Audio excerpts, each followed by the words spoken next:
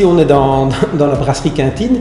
Donc la brasserie Quintine a été reprise, on l'a reprise donc en décembre 2006. Donc ça fait déjà quelques années. Et donc c'est une brasserie qui travaille encore à feu nu, donc pour son ébullition. Donc on a encore des cuves en cuivre, on fait des brassins de 15 hectolitres en bière finie. Donc voilà, donc c'est une brasserie qui se prête bien pour faire des petits volumes, pour faire des batchs, pour faire des bières un peu différentes, des bières éphémères. Et donc suite à ça, on a eu l'idée de contacter la brasserie de Rangue pour faire une bière de collaboration entre les deux brasseries. Et donc on voulait que chacun apporte un petit peu sa signature, et donc dans notre cas c'était le malt d'orge, puisqu'en fait il est cultivé ici dans la région, donc par une dizaine d'agriculteurs, et donc c'est un orge 100% local.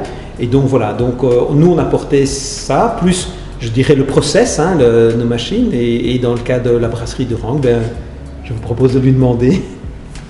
Voilà, bonjour, moi c'est Nino Bassa de la brasserie de Rangue à Dottigny.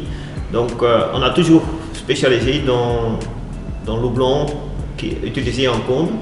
Donc les houblons en Cône, mais en plus les houblons belges locaux qui viennent de Poperinge. Et on a trouvé un peu le même esprit chez Pierre tout le temps, surtout sur les grains alors. Et moi je trouvais que c'était un bon mariage de faire quelque chose ensemble, que nous on est vraiment focusé sur le houblon, lui plutôt sur le malt.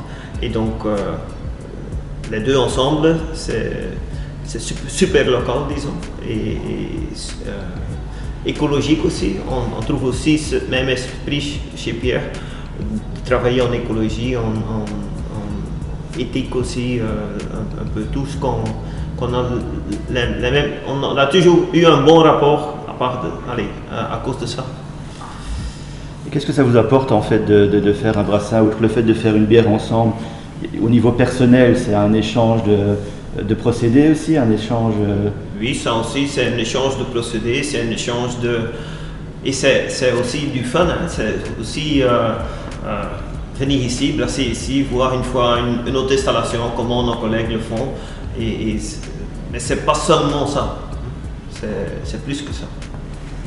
Oui, et puis c'est d'abord, en pleine pandémie, c'est l'occasion aussi de se revoir. Mais pour nous, c'était vraiment s'associer avec des brasseries qui ont la même philosophie que nous. Et donc, le but, c'est de renforcer un peu finalement cette image des brasseries qui travaillent en circuit court et en local.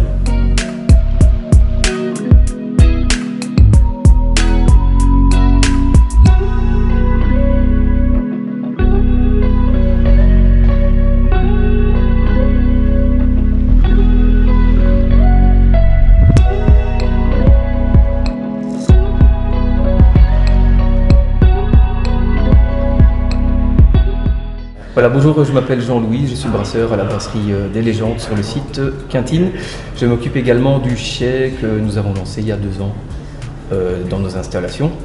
L'année passée, nous avons sorti 2 Goliath Vintage, une en Bourgogne blanc et une en Bourgogne rouge. Donc nous avons mis la même bière dans des barriques venant du même domaine viticole, mais rouge et blanc. Et nous avons vraiment 2 produits complètement différents. Donc ce sont des batchs très petits de 1500 à 2000 litres. Et à quel niveau elles sont différentes en fait? Qu'est-ce que le bleu blanc ou le rouge apporte de différent?